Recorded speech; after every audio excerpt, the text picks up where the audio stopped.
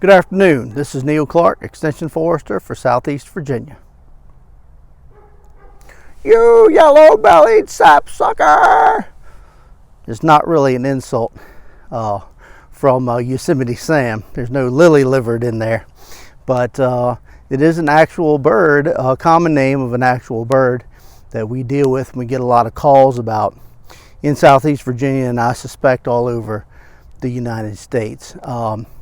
Primarily due to the fact that its feeding habits are unique for this bird species. Landowners will go out and see little round holes in their bark that perhaps look like it could be a bug. We're all on the lookout for all of these various beetles, and looks like it could be a beetle attack of sorts, but closer inspection usually reveals the fact that the pattern, especially if it's a larger feeding of the sapsucker, the pattern of the holes is generally a linear pattern.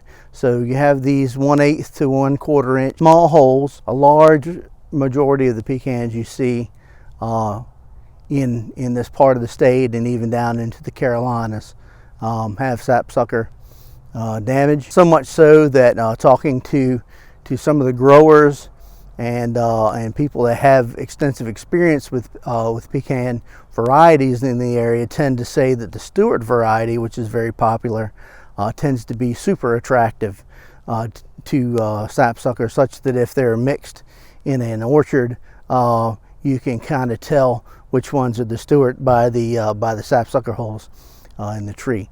So there are 4 species of sapsucker in the United States, or that pass through the United States rather. 3 of those species are west of the Mississippi, and one, so the one that's relevant to us in the eastern part of the United States. This is the yellow-bellied sapsucker, Sphaeropicus varius. Sphaera coming from the Greek meaning hammer. These birds do a fair amount of drumming and hammering, often in addition to wood, often on metal and man-made objects that you would not suspect or think would be favorable for a bird to want to pound their face into. Though the birds have some slightly yellowed feathers on the front, you'll likely never see them since they're typically seen standing on the side of trees. The more dominant and defining characteristic is the white wing band that runs straight down the front of the side of the folded wing, and the solid red forehead that comes right down to the beak. Male birds have a red throat to match the red cap, while the females have a white throat. At 8 inches long, it's only very slightly smaller than the hairy woodpecker and much larger than the downy woodpecker. The call is a mew.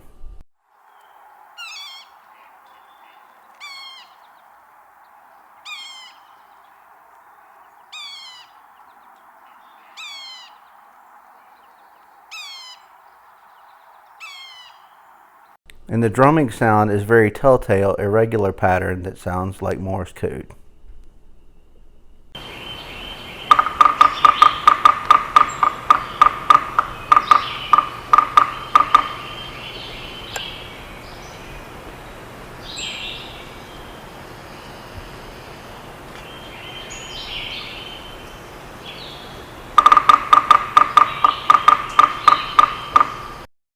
So the sapsucker makes this linear arrangement of holes, and why, one would ask. The name sapsucker may give it away. This bird actually has a unique physiological structure of its tongue that helps it feed on sap. The bird will make these little holes to start the flow of sap and to form wells, if you will, to collect the sap. And then will go with its brushed tongue and consume this sap and even portions of the cambium. It's also a twofold purpose, pretty smart, that once the sap begins to flow, that typically will attract various insects, be it ants, which are very common, also bees, flies, and other insects are very also attracted. Everything is attracted to sugar, right? And so these things, as they get attracted to sugar, the sapsucker also consumes and also uses to take back to feed their young. They do not feed their young in Virginia. However, this particular woodpecker is a migratory woodpecker. So in fact, the only time the bird is in Virginia is in the late fall and into the spring. This time of year, as spring starts coming up, they'll be coming through and then making their way to middle to northern Canada, where they will do the majority of their breeding and nesting.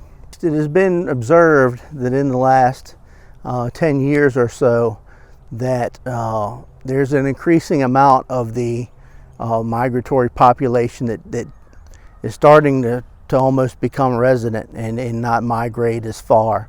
It has also been observed through tagging and that sort of thing that the female of the species actually migrates farther south than do the males of the species.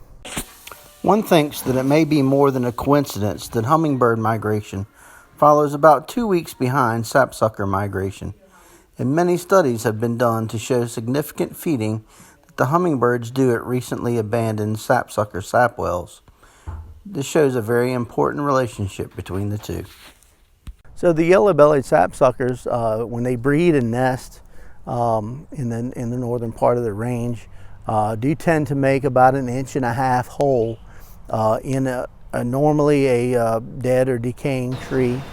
And even though the hole may be small, the cavity may be 10 inches deep, the bottom of which would be filled with loose wood chips and things from the excavation. The males tend to do the primary excavation, and females and males both care for the young. There's typically 5 or 6 eggs in a brood. They are small, 7/10 of an inch to 8/10 of an inch, oval eggs, white. The eggs will incubate from 12 to 13 days, and then the young will leave the nest 25 to 30 days after incubation. So I mentioned the 1/8 to 1/4 inch round holes that are in the line. This is what we tend to see more on the mature thick bark trees. So the challenge is, particularly in a pecan tree, you will see that bark wounds for several years, and then a lot of times those birds will actually come back and revisit the exact same trees the following year. So then they'll reopen some of the existing sap wells rather than when digging new ones. They'll probably dig new ones as well. And so you will have a pretty extensive coverage on a lot of trees of these sap wells.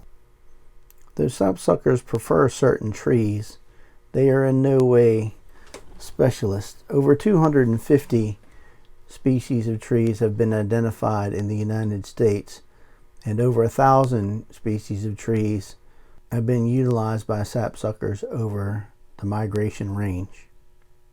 Then the other factor is in smaller trees or smaller trees and or thinner barked trees, the sap wells go from being these small 1/8 inch holes to actually quite a bit larger. So every time they revisit to get the sap flowing again, they chip out another layer, and so you start to see these very intricate geometric patterns in some of these trees.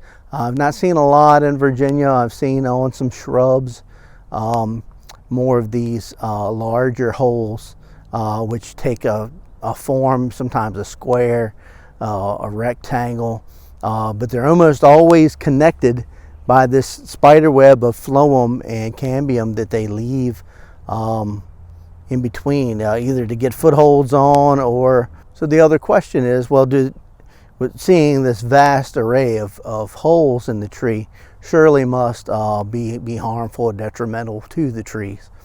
So the Forest Service did do some studies back in the 60s to look at this very thing. And in the northern part of the range, in the breeding area, where trees grow slower, where during the breeding season they tend to feed much heavier on the sap.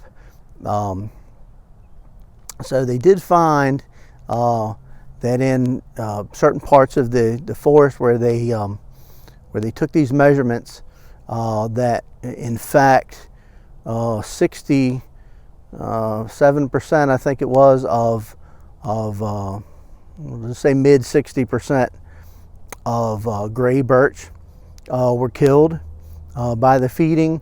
About 50% of paper birch and 40% of red maple were killed due to this feeding activity of the trees that were fed upon. Okay, so in Virginia, I do not have not seen really any trees killed. Again, keep in mind they're feeding here in the winter time, so it's a different time of year.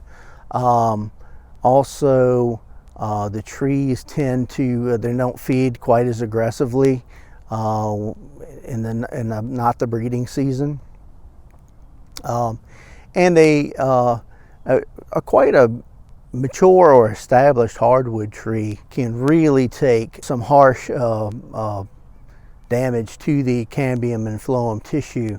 I hear foresters describe years ago when they used to go around with machetes to girdle trees that they wanted to get rid of, and if these trees were had a vibrant root system, oftentimes the tree would grow right back over the girdled phloem and xylem and continue to live with a scar in the middle.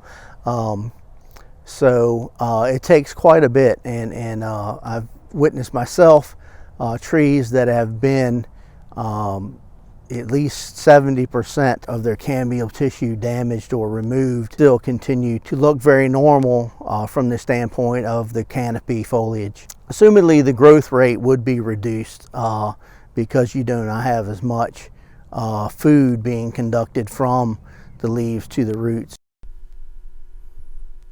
It is hypothesized that the horizontal ring features on some loblolly pine here in the south are due to a sapsucker pathogen combination, but that is yet to be scientifically determined. As a landowner, what are your solutions? Obviously, we have found that actually killing the birds, while being also illegal, being a migratory bird, is also not a favored way to go, as other birds will rapidly fill in that area as they migrate back and forth. So probably the most effective option, again, in Virginia, the trees that would be most detrimentally impacted would be your small shrubs or small diameter trees. And in that case, it would be very easy in the spring and in the fall to apply the very fine mesh netting that's available to limit their access to the trunks of these trees. Other things that could be attempted would be the inflatable owl balloons, the pie pans and soap, and those other things that are short-term effective at times. Can't guarantee that many of them will be effective over the long term, but I would suggest that, again, in over 97, I'd say, percent of the cases here in Virginia, the sapsucker damage is not detrimental to the health of the tree, to the survival of the tree in the long term. So I would just suggest that you learn to live and appreciate this species.